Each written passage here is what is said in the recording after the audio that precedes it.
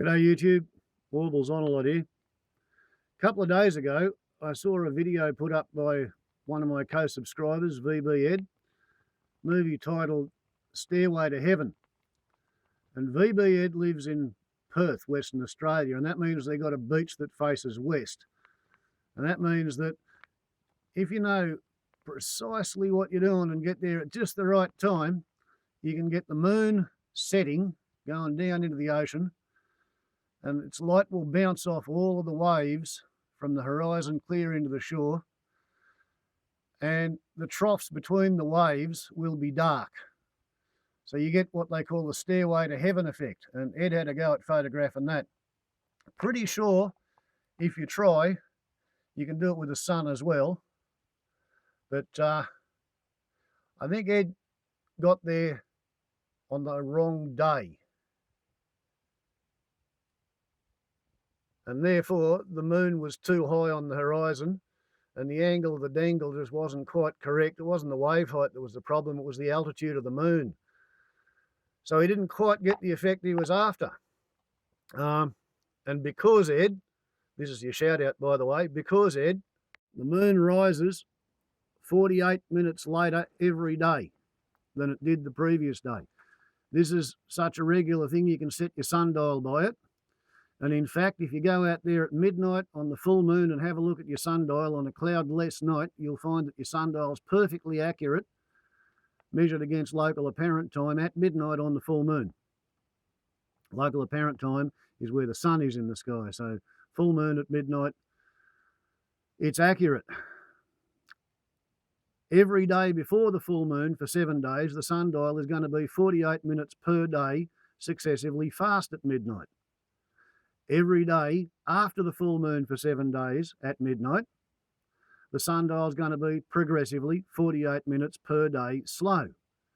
So 14 days out of every 28, you can actually read a sundial by moonlight. And what it means, Ed, is if you get there the day before the full moon, the moon's going to be about 12 degrees lower on the horizon than it was when you get there on the full moon.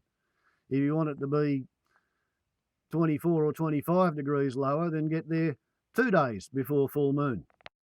These are fairly old principles, but you can generally get a hold of the books which will allow you to understand what's going on. But as they say, Ed, time and tide waits for no man.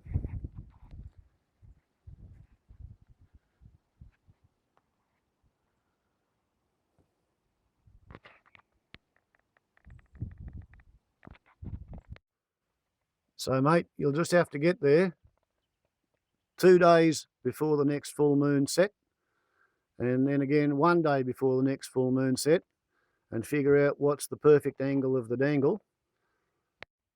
And you don't really need to worry about the idea that if you go there 2 days before the full moon, you're not going to wind up with a perfectly circular moon, because if you go there when it is a perfectly full moon, you're going to find that there's so much bright white light coming back off the moon that you might even overexpose the image.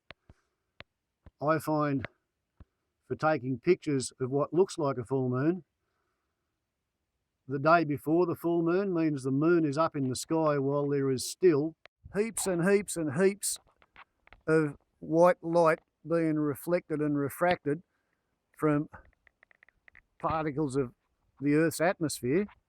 And what that means is that you don't have a black background against a brightly overlit moon. And in fact, as far as the camera is concerned, there will be so much reflected Earth light coming off what we perceive as the dark 3/4 of the moon that you can see it in the image anyway. What this is a first quarter crescent moon,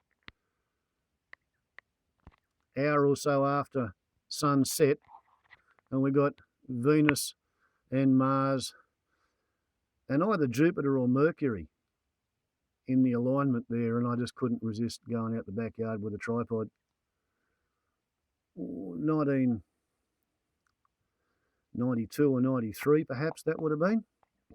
But the point I was making, Ed, is your moon is still going to look pretty much full in the image that you capture, even if it's only actually a quarter of a moon setting into the Western Ocean. Though, of course, as I said, you should be able to get the effect any afternoon, only with the sun going down. And don't be too disheartened if you don't capture the dolphins, because what they said was, so long, and thanks for all the fish. Warbles on a lot to YouTube. Ciao.